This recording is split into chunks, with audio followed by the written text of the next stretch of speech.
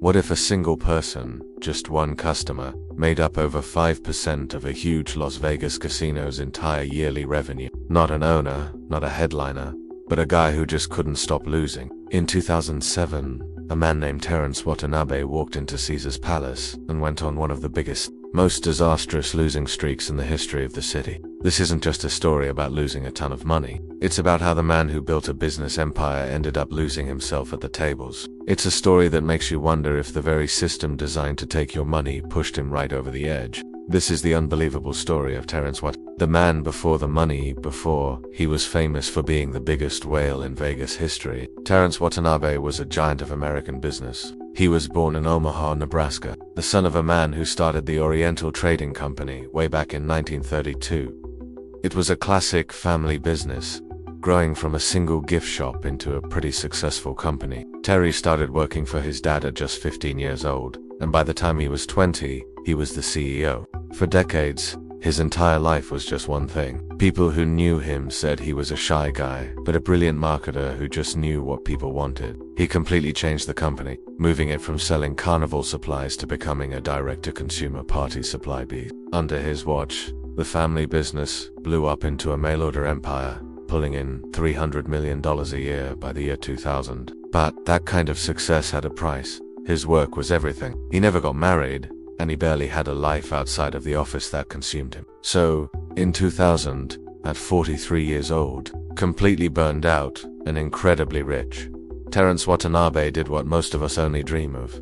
He sold his share in the company for a fortune. His plan was simple: give back through philanthropy and, for once, have a little fun. He was a huge donor to charities, giving millions to causes like AIDS research. But with a lifetime of non-stop work behind him, the quiet life of a philanthropist just wasn't enough. He had all the money in the world, and now, all the time in the world. And that's when he found Las Vegas, the biggest whale in Vegas. It started out small, at a Harrah's casino not far from his home in Omaha.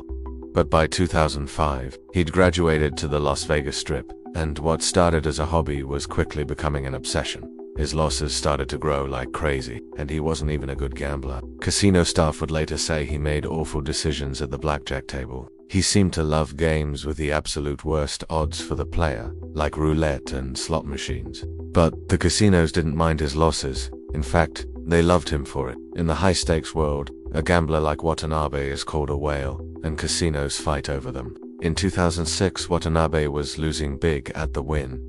After he lost $21 million, the owner himself, Steve Wynn, stepped in. Wynn decided that Watanabe was a compulsive gambler and an alcoholic, and he banned him from the property. He didn't want to break gaming laws that say you can't let obviously drunk people gamble. But when that door closed, another, much bigger one, flew right open. Harrah's Entertainment, the company that owned Caesar's Palace in the Rio, rolled out the red carpet. They gave him a level of luxury you'd expect for a king. He got a free 3-bedroom suite at Caesar's, a $12,500 monthly allowance for airfare, and $500,000 in credit for the gift shops. They even made up a special rewards tier just for him, called Chairman, a level so exclusive it was above their highest public one. They gave him tickets to see the Rolling Stones and served him a rare, expensive vodka that was for his lips only. Terrance Watanabe wasn't just a guest anymore. He was an asset, and over the next year, he'd become their most valuable one. The unraveling that year, 2007,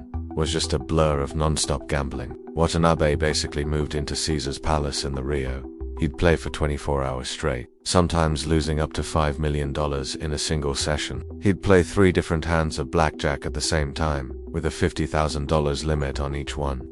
Over that 1 year, he gambled a mind-blowing $825 million. His total net loss for 2007 was $127 million.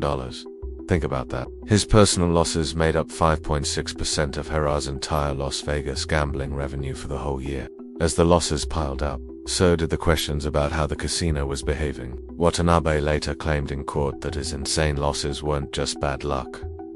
He said he was being systematically taken advantage of. He accused the casino staff of being ordered to keep him drunk, giving him a constant flow of alcohol to fuel his marathon betting. He also made a shocking claim that employees gave him prescription painkillers, which he didn't have a prescription for, just to make sure he never left the table. According to Watanabe, the casino's famous hospitality had become a trap. Staff were allegedly told to never leave him by himself, not for his safety, but to make sure he kept on gambling. His family and friends tried to step in, but their worries were ignored. One of his friends even begged a waitress to water down his drinks, only to be told, "Terry gets whatever he wants." The machine was working just as it was designed to. The whale was bleeding money, and the house was there to catch every last drop. Stories like this pull back the curtain on a side of high-stakes gambling that most of us will never see. It's a world of unbelievable wealth and absolutely devastating risk. If you find these deep dives into these kinds of complex stories interesting, go ahead and subscribe to the channel and hit that notification bell.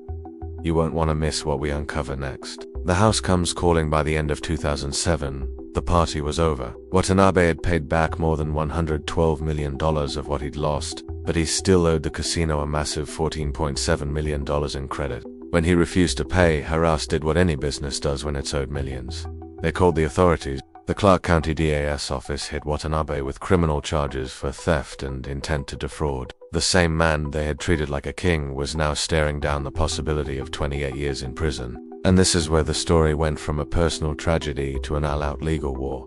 Watanabe fired back with his own lawsuit. His defense was simple, and it was shocking. He argued Harrah's had no right to the money, because they had broken Nevada gaming laws themselves. He accused the casino of preying on his addiction, of deliberately keeping him wasted on alcohol and drugs, until he was in no state to make rational choices. Harrah's denied everything. They claimed Watanabe was just a deadbeat trying to get out of paying his debts. They even countersued him, claiming he'd made sexual advances toward their employees and used illegal drugs on their property. The stage was set for a massive trial that could have exposed the darkest secrets of the casino industry. But right as the trial was about to start in 2010, both sides suddenly reached a confidential settlement. The criminal charges were dropped, the lawsuits were dismissed, and the real story of what happened behind the closed doors of Caesar's palace stayed a secret. The aftermath and legacy. Even though the legal fight was done, the fallout continued for years. In 2013, Caesars Entertainment got a $225,000 fine from gaming regulators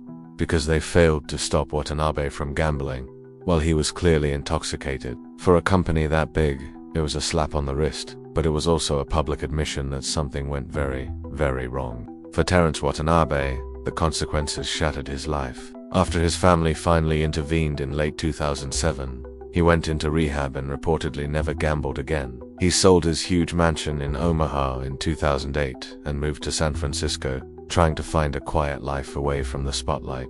But his gigantic fortune was gone. Then, in 2017, the story took another tragic turn. Watanabe announced that he had prostate cancer. The man who once lost millions in a single day started a GoFundMe campaign, hoping to raise $100,000 for medical treatment. In the campaign's description, he wrote, "I've accepted my situation and do not pity myself, but my hope is that you will find it in your heart to forgive me for my past and help me live long enough to help others in the future." He said he was nearly homeless and had no health insurance. The campaign raised just over $28,000. The story of Terrance Watanabe is a chilling, cautionary tale. It's about how a man who spent his life building a massive fortune could lose every penny in a dizzying spiral of addiction. His is the single biggest losing streak by one person in the history of Las Vegas. But his story leaves us all with a really uncomfortable question. Was he just a reckless man who was completely responsible for his own downfall? Or was he a vulnerable person, an addict, who was knowingly and systematically exploited by a corporate machine built to do exactly that?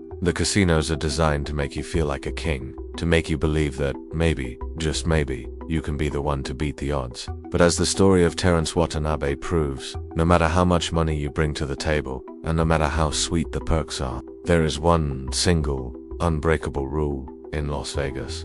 The house always wins. So, what do you think? Was Terrance Watanabe a victim, or was he the architect of his own destruction? Let us know what you think in the comments below. And if you enjoyed this video, please give it a like and share it with someone who loves a story that's almost too incredible to be true. Thanks for watching.